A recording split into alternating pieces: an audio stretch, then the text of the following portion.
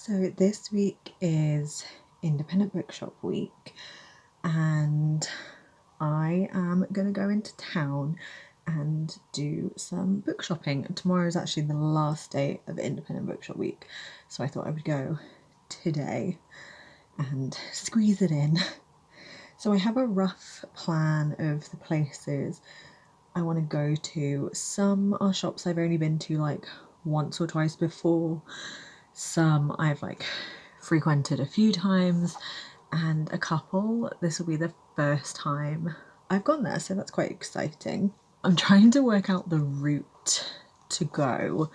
I'm going down the bus, but then obviously I'll be like walking between bookshops, but they're all a bit like out in different directions, so there's no like one like through sensible route. So one of the bookshops I want to go to is called The Last Bookshop, and I kind of want to go there first because their books are all like £5. That's like their thing.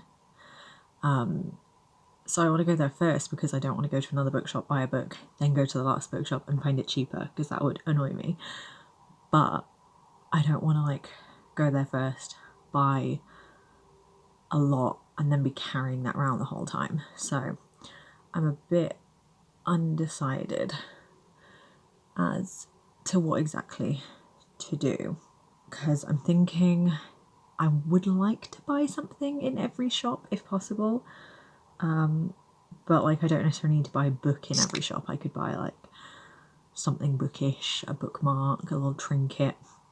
And also I'm not necessarily going to buy everything for myself. I'm sure I will buy some things for myself, but it's Father's Day this weekend, so I can get something for my dad, and it's my sister's birthday next month, so I could also get something for her, whether that be books or some sort of other bookish gift.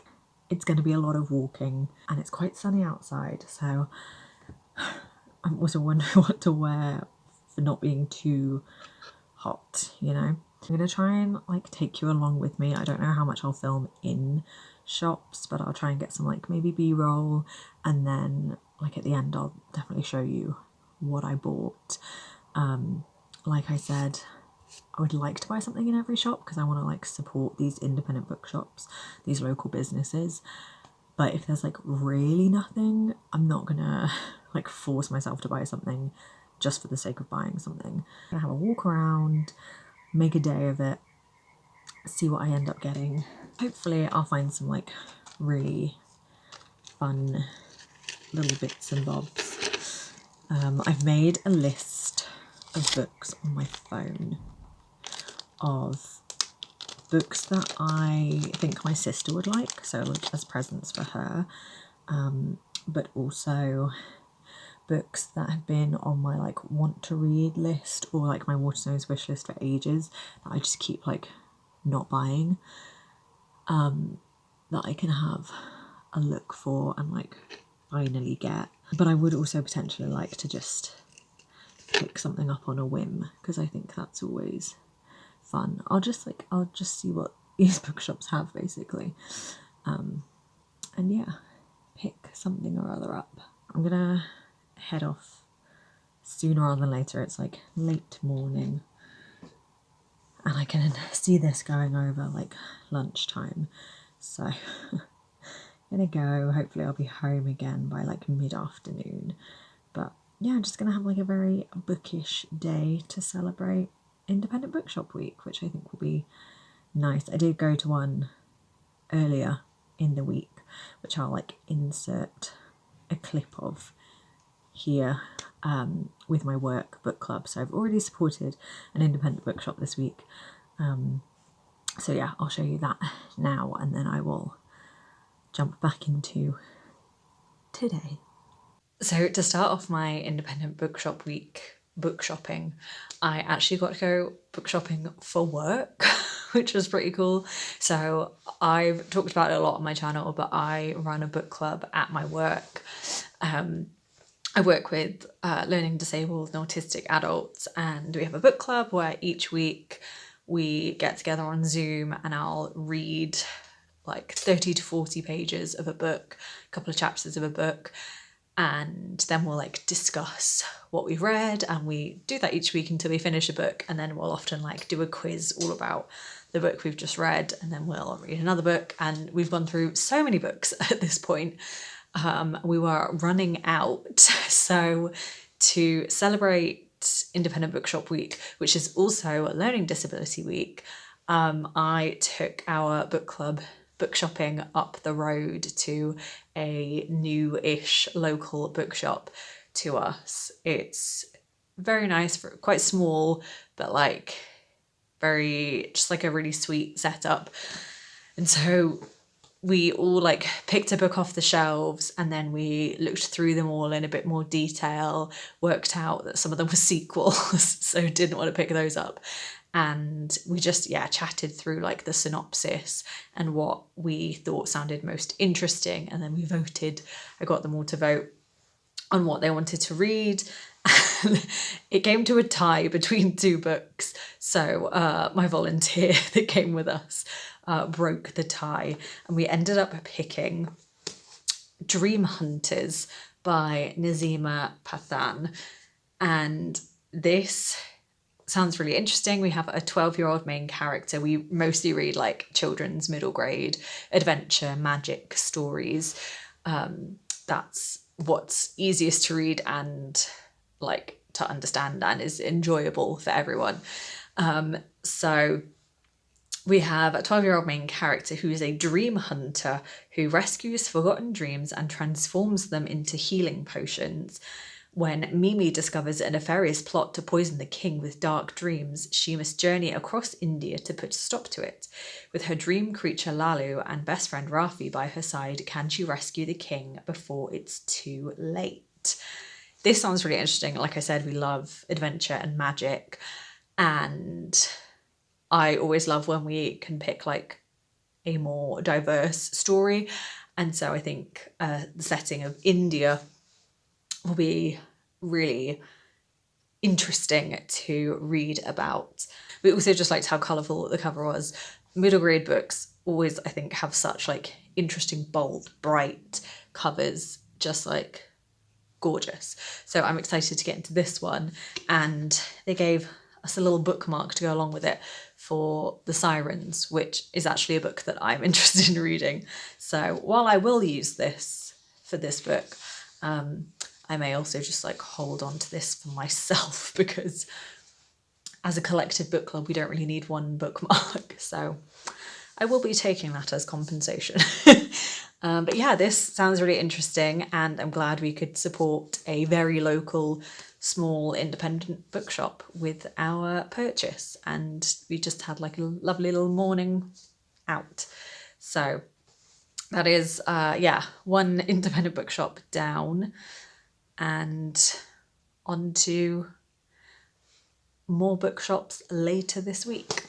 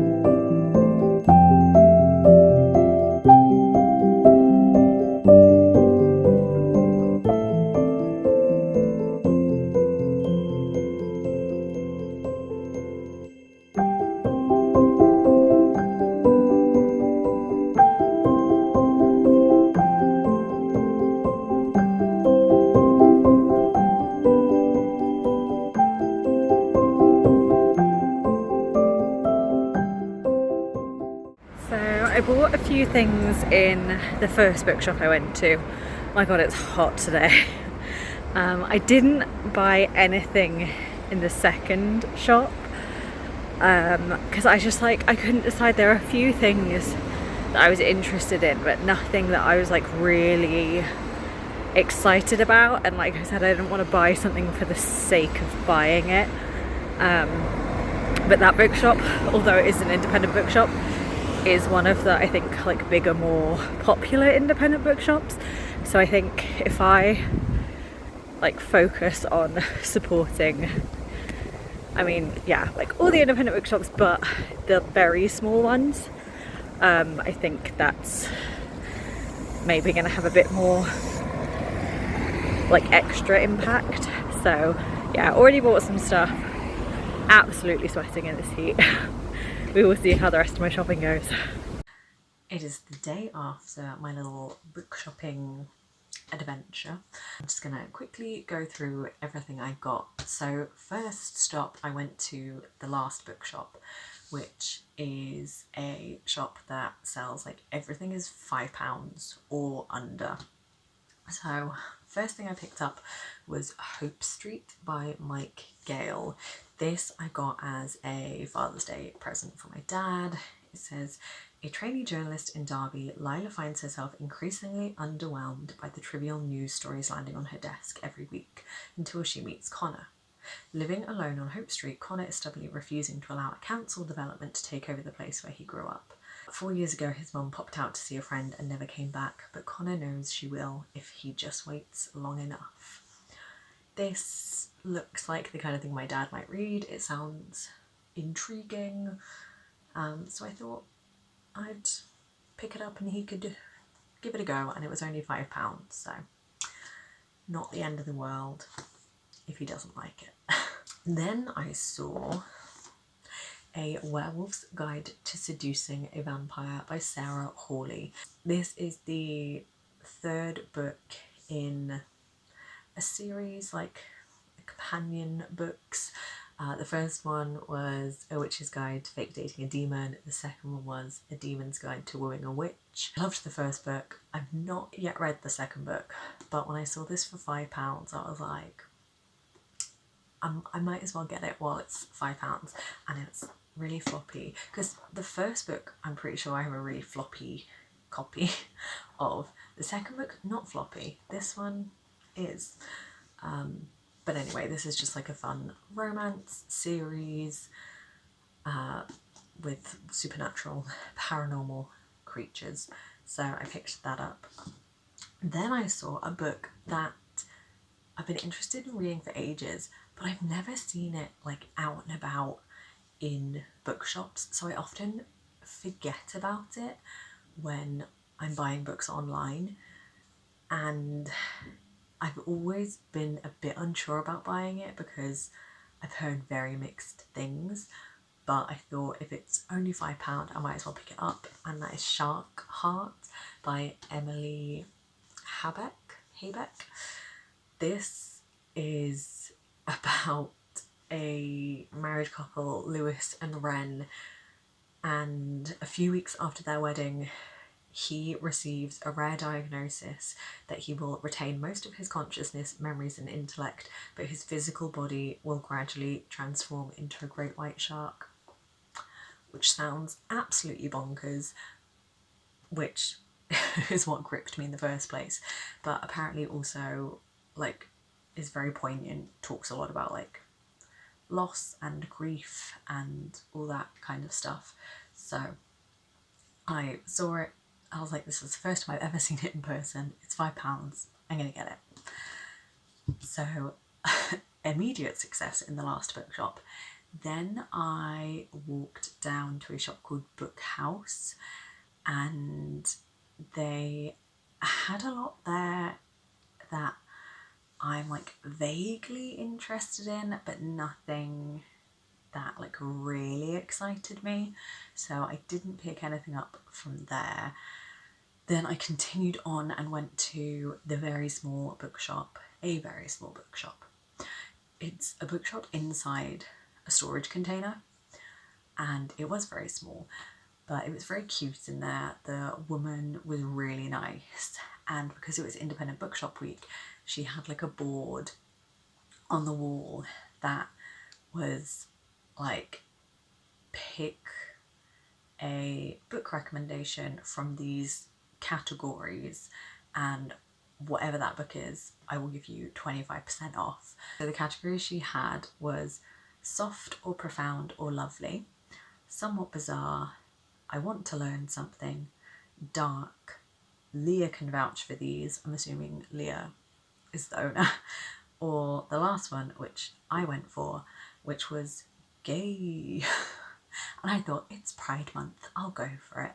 So the first book I picked out was one that I've heard of, but I'm like just really not interested in picking up. And I said that to her, and she was like, put it back, pick again.